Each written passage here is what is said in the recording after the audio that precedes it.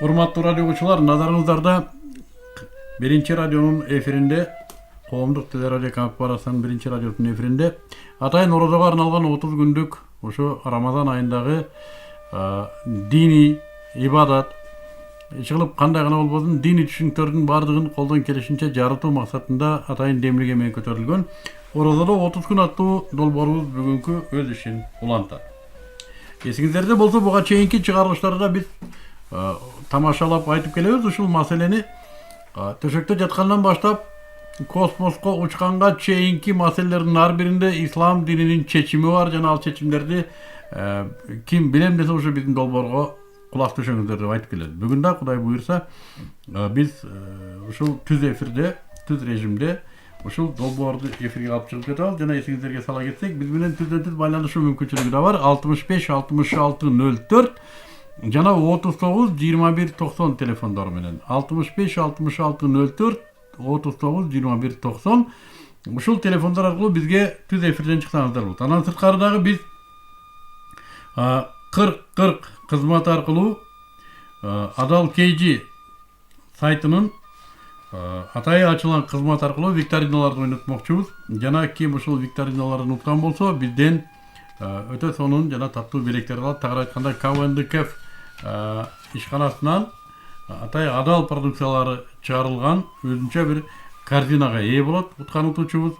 Ошондой эле биз ал утуучубузга ушу Иман диний маданият өнүктүрүү фонду тарабынан даярдалган Улуу имам Ханифа аттуу китепти жана Куттук коломто журналы берип ийген 5 жана тозок фех деген китептерди белекке ыйгырабыз. Демек, бул биздин радиогучуларыбыз үчүн оюн.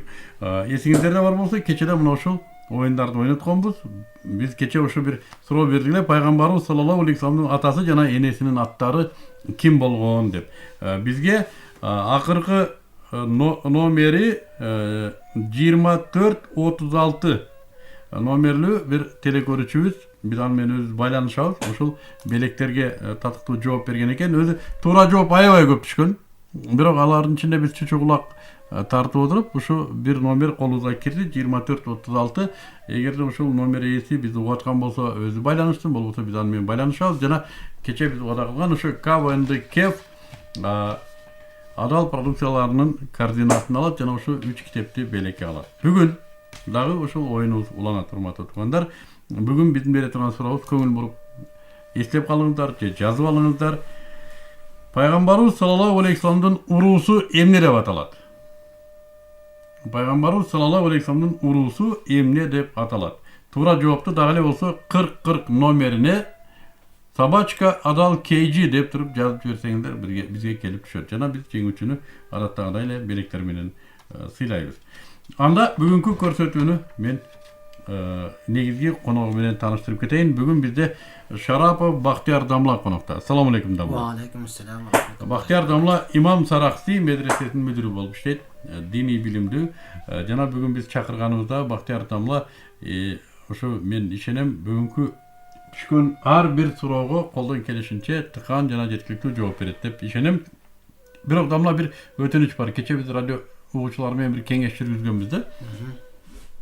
Биздин эфирде ар нерсени чапчып сүйлөй бербей, бир тема менен сүйлөбөйлүбү деген да ой болгон. Ошондо бизге радиогучулардан бир 10 чакты багытта сунуштар түшкөн. Ошону мен окуп өтөйүн.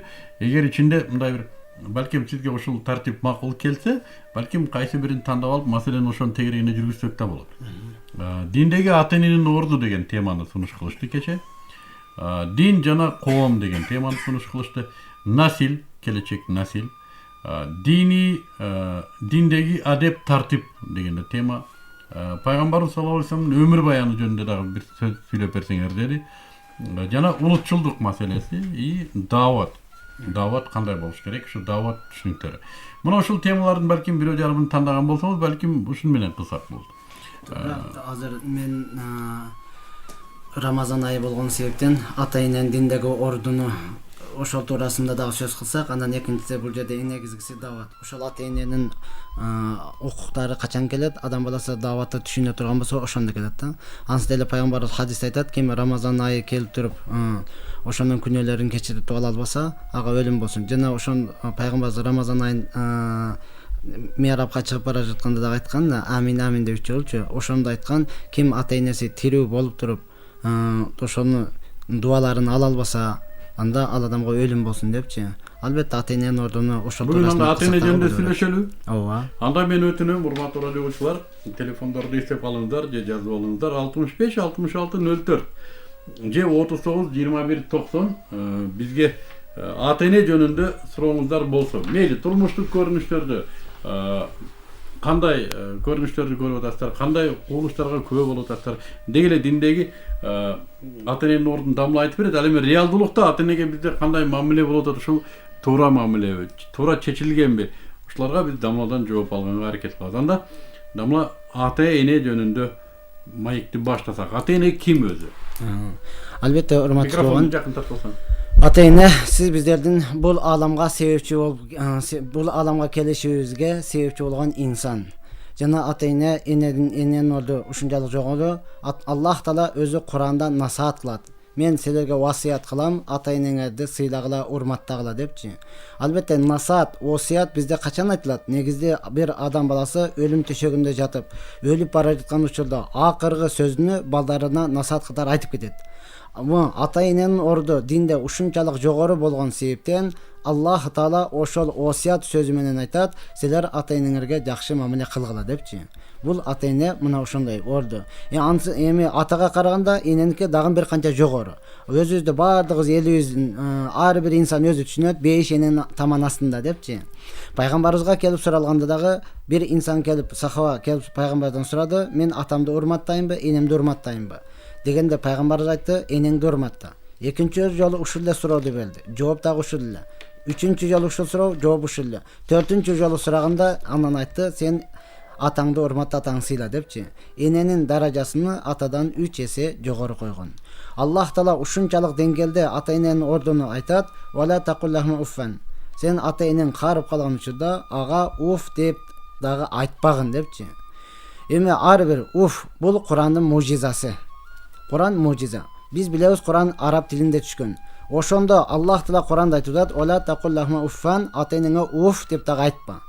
Уф, кыргыз деле уф дейт экен чарчаганда, орус деле уф дейт экен, немиздин деле уф дейт экен. Курандын мужизасы. Бардык ааламда канча улут, канча тил болсо, бардыгы Аллах Таала айтып койду, уф деп дагы айтпагын депчи. Ата эненин орду мына ушунчалык жогору. Ата энеге мен бир маселеди уктум эле да, дамла жанагы 10 важип бар деп. Ата эненин алдында ошо эсиңизде, ошолор эмне болгон важип? Важип деген милдет да, уулдун же кыздын ата эне алдында. Дээрлиген биз уул деп сүйлөйбүз, анткени кыз эртеби кечпи өзүнүн үйү барып кетет го. Ата эне уулдун мойнунда калат эми. Ошон үчүн уулга болгон важип деп коебуз. Ошо эсиңизде болсо эсептеп өтпөйлү. Ошолор кайсы милдеттер ата эненин алдындагы? Чынында эле ал немелер мен эсимде жок андачы. Албетте, ол сиз айткан Тамбихул Гафилинде келген, өтө сонун Абулайс Самарканди рахматуллахи алейхи сонун айтып берген. Чынында эле ал онун тең мен эстеп көрөлү. Мен эсимде бар да, ата энеңдин алдында үнүңдү көтөрбө. Албетте, ата энеңдин алдында доошуңду көтөрбө, ата энеңдин алдында узун түшүп жатпа. Ата энеңе эсте келгенде айтып берет эле. Ата энеңдин алдында сен өзүңдүн оор проблемаңды, ата энеңди кыжалат кылбады. Ата энеңди кыжалат кылган жаман сөздөрдү айтпа. Ата энеңдин алдында керек болсо аялыңды дагы башкарба. Ата энеңдин алдындачы. Кыжалат болот. Вот кыжалат болот. Балаңды да тарбиялаба. Балаңды дагы тарбиялаба. Ата эненин алдында. Ата эненин алдында. Эгер көчөгө басып калсаң, ата эненин алдында баспа.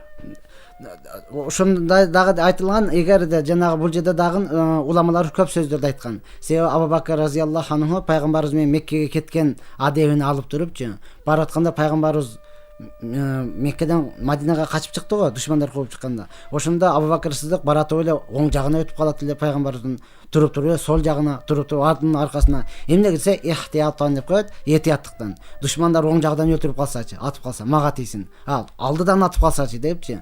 Ошондой эле бир зыяндуу, коркунуч боло турган болсо, түндө, вот, ошол ит каппасын, чыладан мен биринчи өткөрөйүн. Мына ошондой боло турган болсо, ал жерде дагы сөздөр бар. Дагы мен эсимде бар, ата эненин ишин биринчи аткар. Ата эненин биринчи аткар ишин, себеби дейт, жана ата эненин кызматын кылып жүргөн балага Аллах субханаху ва таала атайын бир периштени түшүрөт дейт.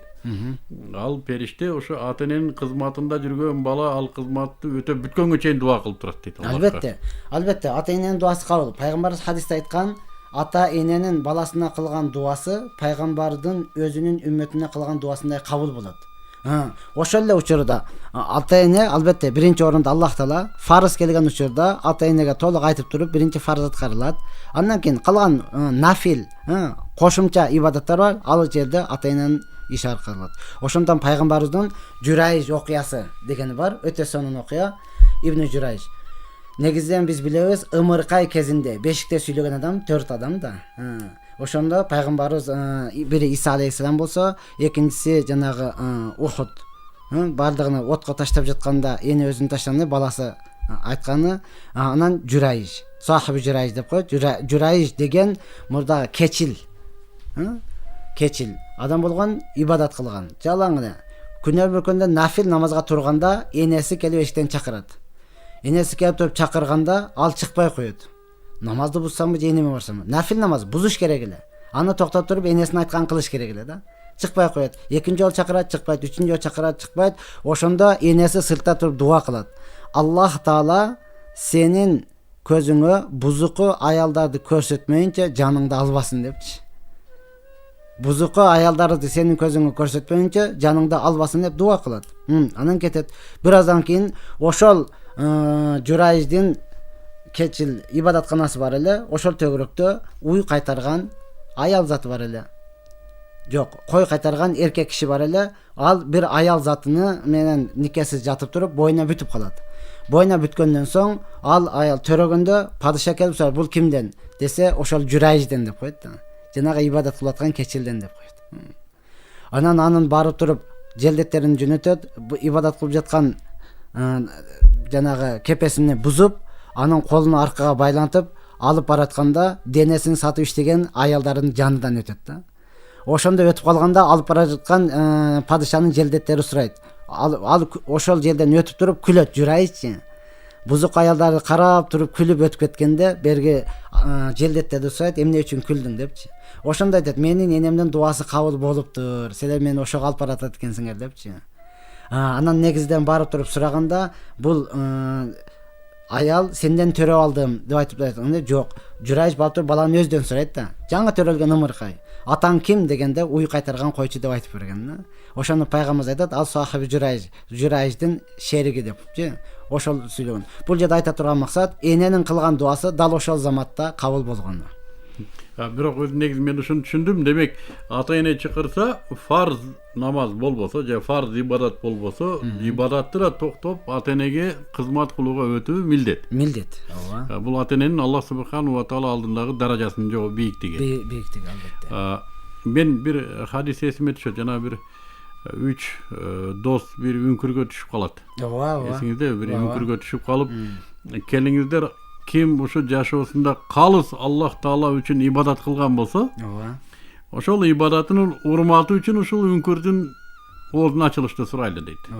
Калыстыгыбыз үчүн дейт. Ошондо арасында бирөөсү ушул нерсени айтат, мага аябай таасир берет ушу. Мен ата энем тамак ичмейинче балдарыма тамак берчү эмесмин дейт. Ооба, сүт берчү эмес. Сүт берчү эмесмин дейт. Ушу бир күн келсем ата энем муктап калган экен. Мен ушу ата энемдин тамагы жейилмейинче балдарым таң атканча ачык отурду дейт. Ооба. Ушул жерде мен бир айтам да, бүгүнкү күндө массалык маалымат каражаттар адамдарды ушундай бир айбандык сыпатка айлап койду да. Бардыгы балдарын ойлойт, ата энени ойлобой калды көпчүлүгү. Эмнеге жаныбарда ушундай экен. Мен бир да жаныбардан ата энесин баккан жаныбарды көрө элекмин да. Бүт жаныбарлар ушу өзүнүн балдарын багат, бөлтүргүн багат, карышкыр, бөжөгүн багат, коен, торпогун багат, уй, койчу иши кылып баардыгы эле ушу өзүндө инстинкт бар окшойт. Ушу жаныбарда баланы караган. Акылы жетпесе да ушу баласын коргойт. Тоокта чөжөсүнө жолотпойт да. Ооба. Бирок эми жанагы чоңойгондон кийин ата энени карабайт. Ата энени карабайт. Бүгүнкү адамдардын да ушундай сүрөттөрү пайда болуп калыптыр да. Мен көрдүм ушу өзүнүн баласы үчүн ата энесинин үйүнөн кууп чыккандар бар да. Бар, ооба. Ушу мен баламдын тынчын алып атасың. Мен балама кененирээк оокат берейин, сен карып калдың. Карлар үйүнө алып барып койгондор канча да ата энесин. Ошонун баардыгы ата энени карлар үйүнө алып барыштан негизги себеп эмне болду? Өзүнүн баласына кененирээк оокат жесин, кененирээк кийим жесин. Өзүнүн баласы баардыгы баласын ойлоп калыптыр да. А биздин шарият жок. Ата энени ойло деди. Албетте. Ата энени ойло деди. Жана эркекке да ушундай бир окудум бир жерде, бир ушундай бар экен осуят. Эркек энесин караш керек экен дейт да. Аялын караса эркек утулат дейт. Ооба. Аялын караса утулат. Эмнеге десе аял баары ыраазы болбойт экен. Эч качан. Күйөөсүнө ыраазы болбойт. Жок, аял өзү ыраазы болот, бирок күйөөсүнө ыраазы болбойт экен. Ооба. Биздин деле турмушта бар да, мисалы үчүн баласы 15 сомдук алып келип берди, 15 күн ырдайт да ошону. 15 000 сомдон 15 жылдан бери алып келесиң, 15 мүнөт сүйлөп койбойт аны. Ошол күйөөсүнө ыраазы болбойт экен. Пайгамбарыбыз деле айтпадыбы? О аял кишиге 100 жыл кыласың, 101-чи жолу бир нерсени кылбай койсоң, сен дайым ушундайсың деп айтат деди. Аялдын табияты ушу экен. Эми эркек энесине кызмат кылыш керек дейт. Сөзсүз. Аялычы, аял айтат да. Менчи, мен сага тийбедимби, мен ыраазы кылбайсың десе, ага тетиги баланы тарбиялап коюш керек экен. Сени ыраазы кыла турган тиги бала деп. Бул ата эненин даражасы да. Эми уруксат болсо сөзүңүзгө аралжы, аз айтып атпайсызбы? Жаныбарлар деле баласынан карайт экен. Ошондуктан мен көп жерде айтып жүрөм, негизги адам баласы Куран хадис менен жашаса, чыныгы адамдык дагы, мусулмандык дагы сыфат келет да. Качан Куран хадистин негизинде жашабаса, ага мусулмандык сыфат ары турсун, жөнөкөй инсандык сыфат ага калбайт. Эми калбагандан соң айбандын сыфаты келе баштайт. Качан мусулман Куран хадистин өзүнүн негизги сыфатына жашаса, мусулмандын сыфаты айбанга өтөт да. Айбанга өтөт. Эгер Куран хадистин негизинде жашабаса, айбандын сыфаты мусулманга өтүп келет. Ушуну көп жерде айтам. Караң, кой, уй, эчки баардыгы даратыны сындырганда отуруп, эңкейип сындырат. Мышык буга сөз жок, отуруп чукалап даратынды биротоло көмүп коюп кетет да. Мурда бир эле ит экен. Эки жак карайт, эч ким жок болсо дуалды кармап эле тике туруп эле даратын сындырып кете бере турганчы. Күндөрү мүлкүндө ошол дагы даратын сындырып дуалды кармап. Дуал жемирилип кетип, итти басып өлүп калыптыр. Ошондон кийинки иттин баардыгы бир бутун көтөрүп турат экен да, дуалды ары түртүпчү, жемил басып калбасын деп. Бүгүнкү күнү биз Куран хадистен алыстадык, бир тууган досторубуз, агаларыбыз ушундай болуп калды. Тике туруп эле кое берет да. Отур, сен жок, эркек болгондон кийин тике туруп эле кое бериш керек. Макул, мен кошулам, эркексиңби, толук эркек бол. Кандайча? Чоңго келгенде дагы туруп эле коюп жүргөрөм да. Ошого келгенде эле аял болуп калат экенбиз, отурупчу, чоңго келгенде. Кичинеси келгенде эле эркек бол. Жок, бул жанагы мусулмандын сыфаты жоголуп туруп, айбандын сыфаты өтүп келе жаткандыгы да. Мына так, тажрыйба түрүндө ушуну айтсам, өткөндө бирөө кошунам Абдырахим деген барып келди. Өзүнүн аты Эркин. Бангладеш, Пакистанда канча жылдан бери менет болгон себептен анык мусулмандын сыфаты итиге өткөн дейт да. Ит кабайын деген сыфаты жок. Ит тиштейин деген сыфаты жок. Ити жаатат эле экен да. Эми кыргызга ит болуп каппаса, ит болуп тиштебесе башкача көрүнөт. Жаатат эле дейт. Эки жак карасам эч ким карабайт, жаткан итти бир тептим дейт да. Карап койду дейт. Боору бичим ачып кара кетип калдым. Мен айттым, дагы бир жолу тепкениңде ушул кыргыз батпай жатат окшойт деп жай бошотконго да даяр экен да. Ушунчалык сыфат келген да. Бизде андай сыфат жок. Ата энени. Ошондуктан албетте устазыбыз окуп жүргөн учурубузда Молдо Газы устазыбыз айтып калчу эле, 80ге кирген баласы бар экен, 120га кирген атасы бар экен. Ошол ата 120га кирген аксакал баласын урушат экен да. Балам, сен анандай кылбай, мынандай кылбай депчи. 80ге киргизе дагы баары баласы экен да алчы. Баласыга да айтып, жана айткан сөзүңүздө албетте жан бар. Аял кишиге толук балдарга берип коет болсо, эртең күнү ошону көрөт.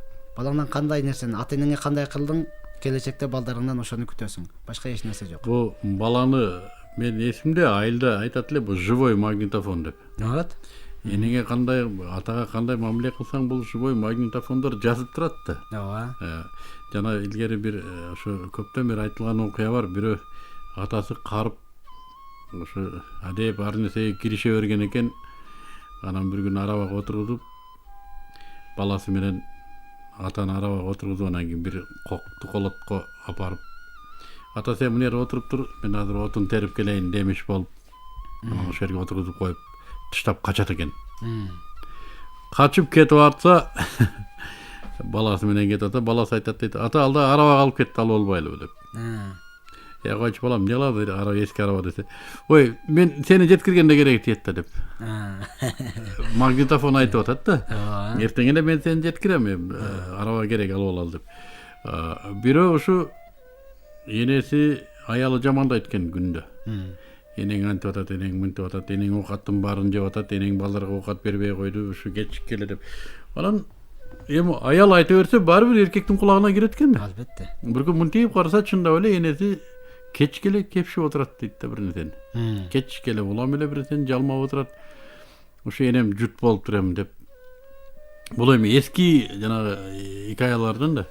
Анан энем ушу жут болуп турам, бир бале болду деп анан энесин желкесине отургузуп бир колотко апарып таштайын дейт. Жолдо алпар дейт, алпар отургузгандан кийин бир кайрылып туруп ушу энем эмнени жеп атат экен деп караса энеси дагы эле жалмап отурат дейт.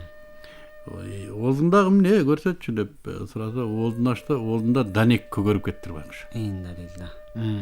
Тиштеле жок, эмнени жалмамак эле.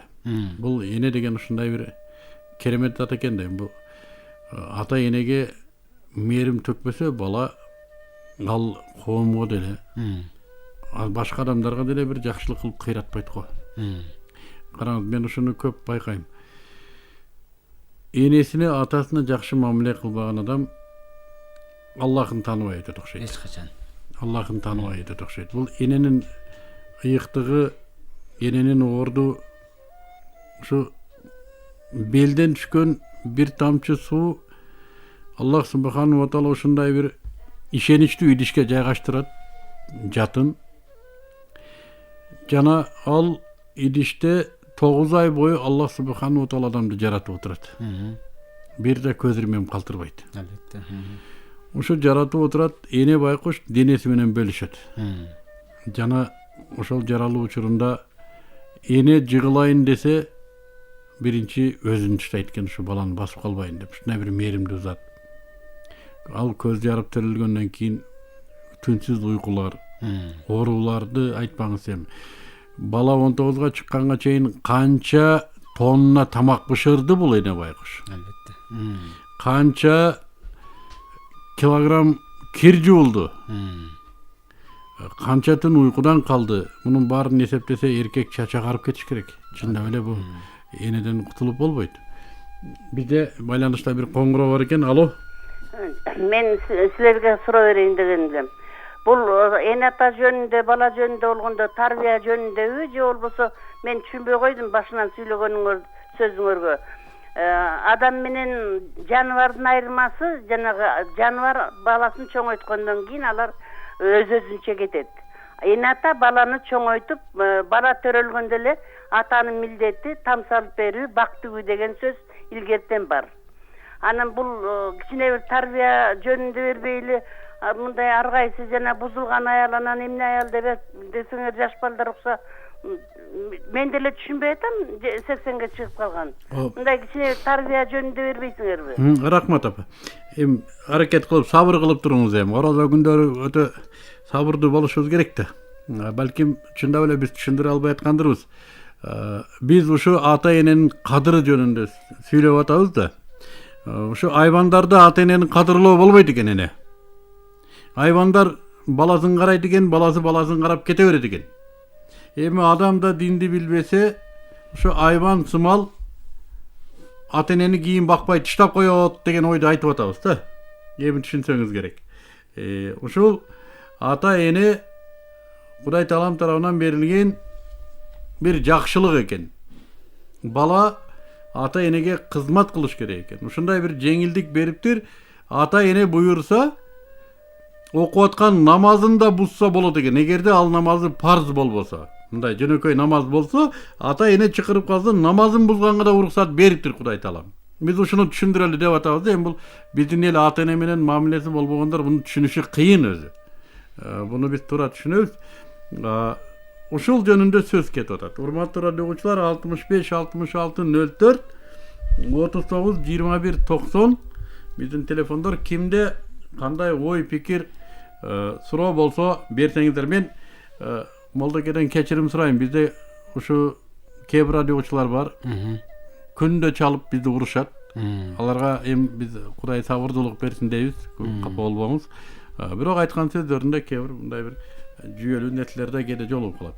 Негизи биз ушу орозодо 30 күн бою колдон келсе ушу дин жөнүндө маалымат алып алсаңыздар деп ушуну уюштуруп атабыз. Бир пайдаланып калсаңыздар, анан калган күндөрүндө уруша берсеңиздер болот го дейм да. Рахмат. Албетте. Дагы бир коңгуроо бар экен. Алло. Assalamu alaikum. Алейкум салам. Damlaga tura berek dedigile. Ahiretke barganda elge surodu kayıtlı anlat.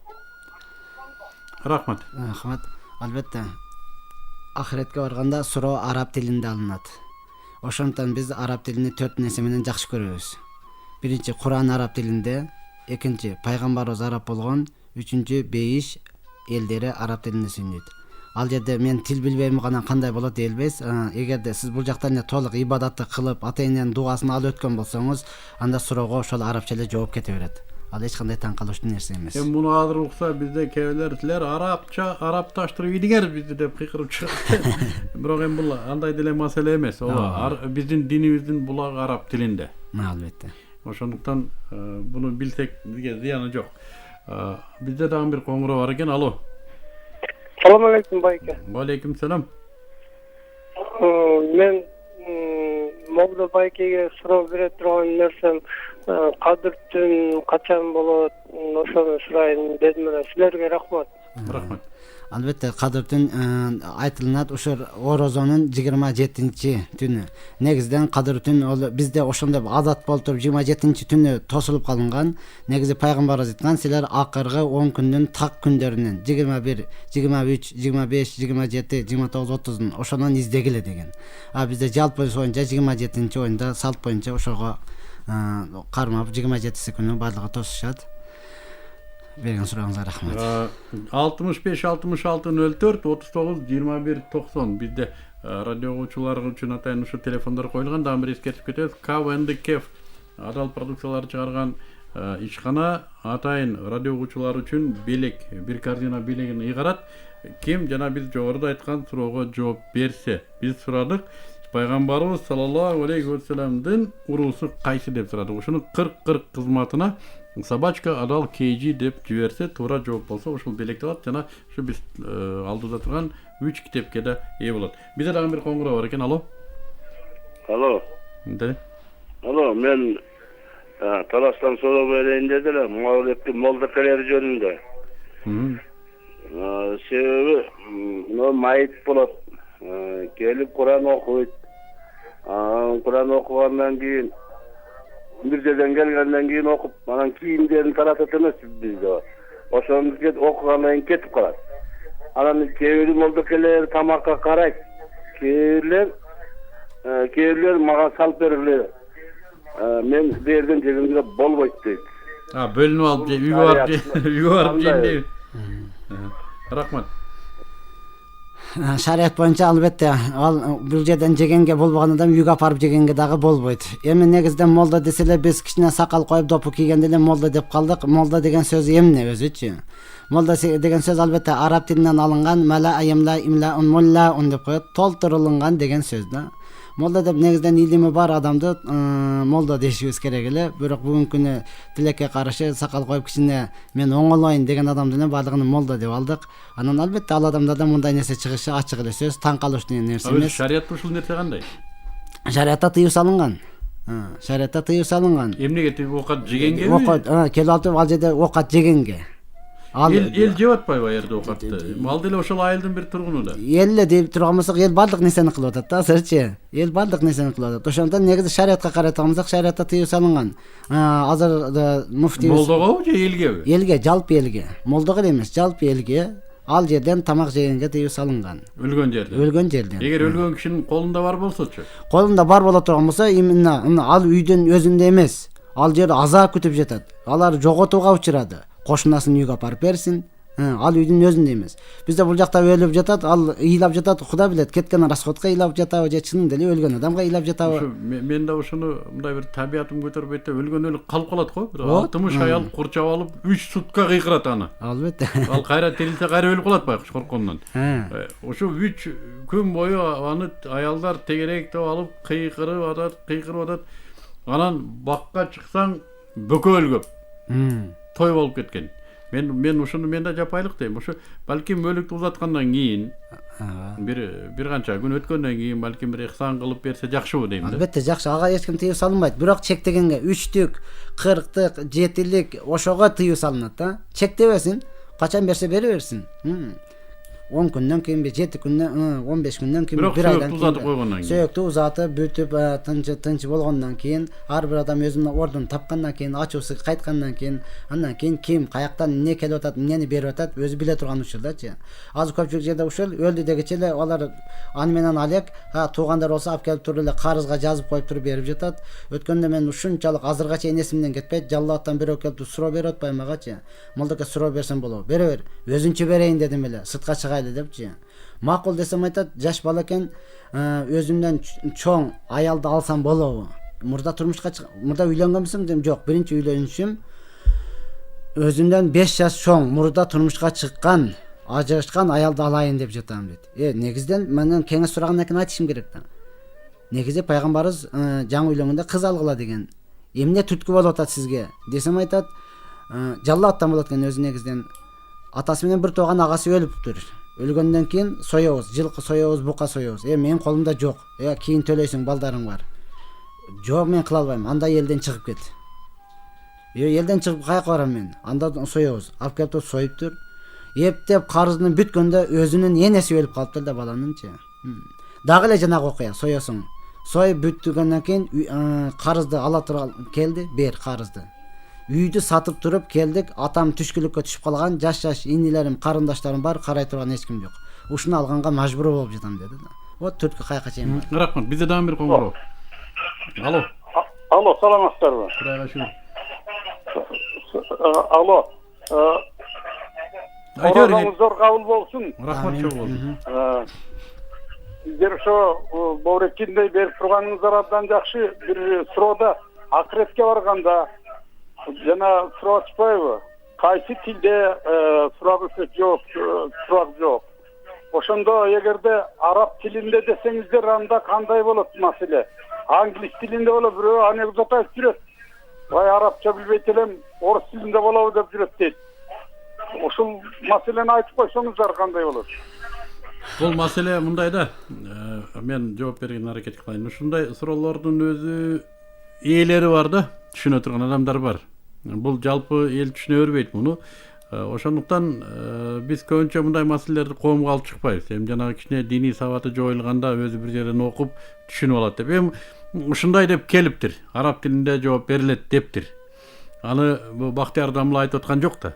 Аны биз ойлоп тапкан жокпуз. Ушундай бир диний ушундай өкүм бар экен. Бул эмне дейбиз? Бул Кудайдын өзүнүн каалоосу да. Албетте каалоосу. Бул Кудайдын каалоосу ушу араб тилинде. Балким кыргыз тилинде деп койсо, элдин баары кыргыз тилинде даярданмак. Эгер чукча тилинде десе, чукча тилинде даярданмак. Айырмасы жок да бизге. Бул динде ушундай деп келиптир. Биз эчтеке дей албайбыз. Биз мейлем биздин элдер ушу анекдот чыгарбасын деп жок. Биз англис тилинде жооп беребиз десек эле англис тилинде жооп берип калбайбыз. Албетте. Бул диний маалымат ушундай экен. Мына ушуну түшүндүргөндө биз айтабыз, биздин сөз эмес бул. Биздин ойдон чыгарган, же болбосо биздин каалообуз, биздин приказыбыз, указыбыз эмес. Динде ушундай нерсе айтылыптыр. Мен деле кыргыз тилинде жооп берсем жакшы болот эле. Бирок эми ушундай бересиңер дептир. Мен аяка баргандан кийин жок, мен кыргыз тилинде жооп берип, мен араб тилинде жооп бербейм дейишке кайла жок.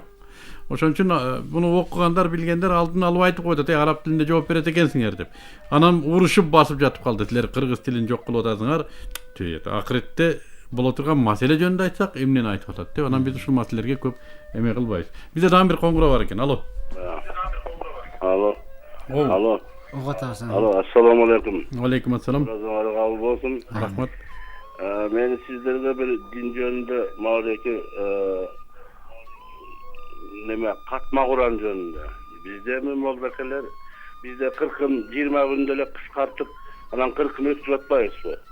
Ошого чейин эле катма Куран түшүрүп келдим деп бере турганыңарды бергиле дегенде ишарат кылып эле катма Куран түшүрдүк дейт. Бул кандай болот? Бул катма Куранды илгери уксалам жаамат менен окуп эле окуйт деп, анан 40 күн окуйт анан жалгыз деп. Бизде бир эле молдакебиз bir айылда 5 kişi olsa 5 kişinin katma Kur'an'ını okup düşürüp kıyın alıverişet koy. Рахмат.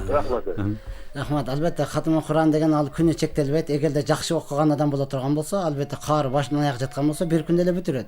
Анан бир тамгала окуган болсо, ал 40 күндө эле бүтүрө албайт алчы. Негизги илимди боло турган болсо, убакыт бөлө турган болсо, бир аптанын ичинде эле бүтүрүшү мүмкүн. Анан акыйкат айтып кетиш керек. Негизиден Куран хатымыга акча бергенге дагы болбойт, алганга дагы болбойт. Бердиңиз, алдыңыз, сообу жок. Акыйкат айтыш керек. Качанга чейин биз жашап жүрөбүз. Молдоке балким сообунун кереги жоктур. Мүмкүн, ооба. Ага балким акча керектир. Бул да адамдын өз маданиятı. Бирок мына хатмы Куран деген өзүн түшүндүрүш керек да мына. Хатмы Куран деген Куранны негизден бизде дагы айтылып калат, Кабир анан Сагир депчи.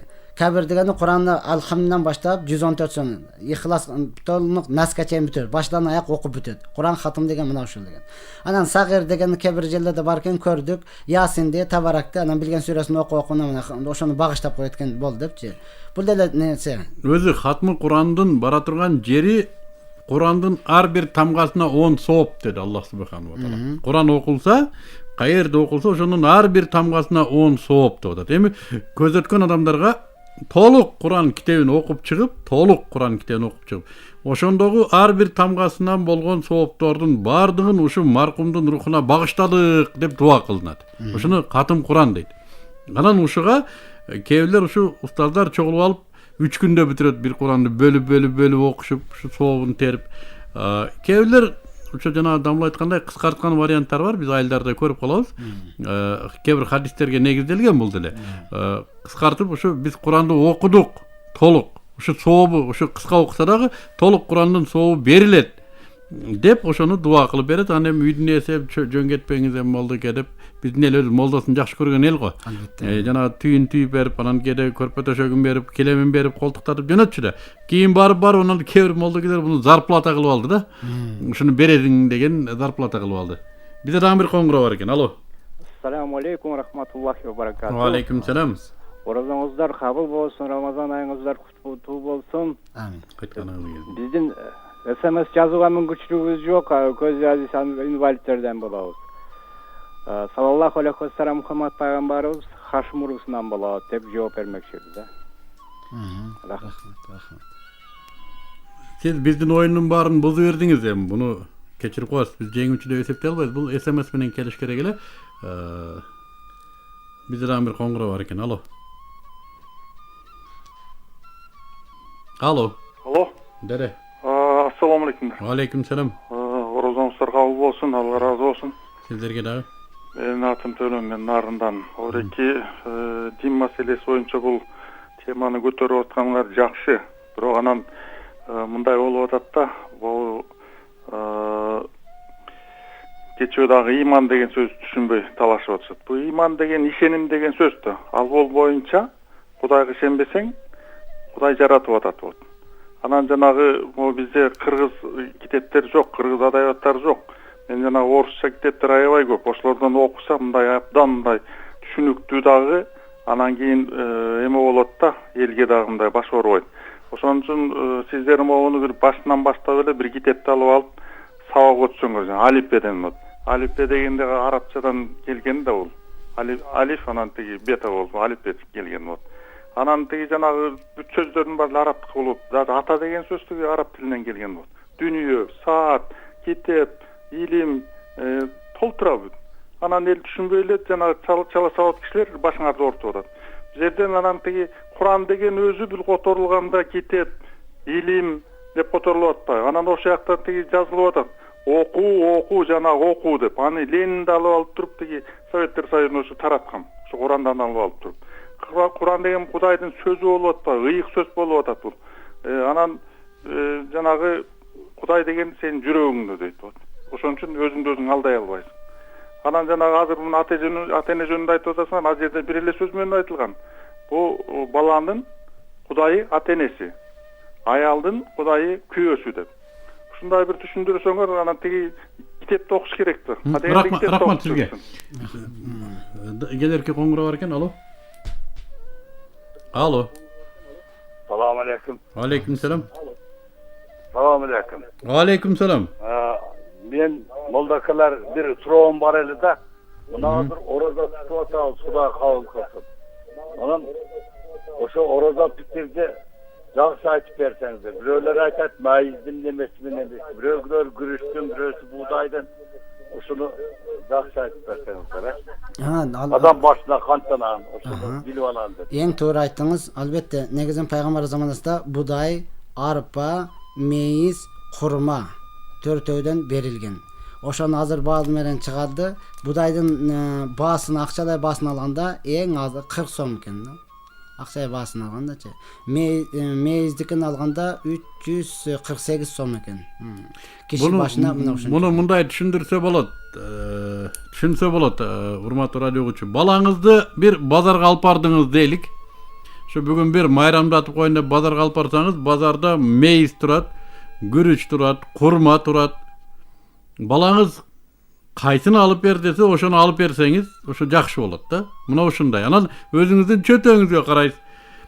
Карап туруп мен ушу балама курма эле алып берейин деп туруп, курманын эсеби менен берсеңиз болот. Жок, мен тыйыным көбүрөөк эле деп туруп, мейиздин эсеби менен берсеңиз болот.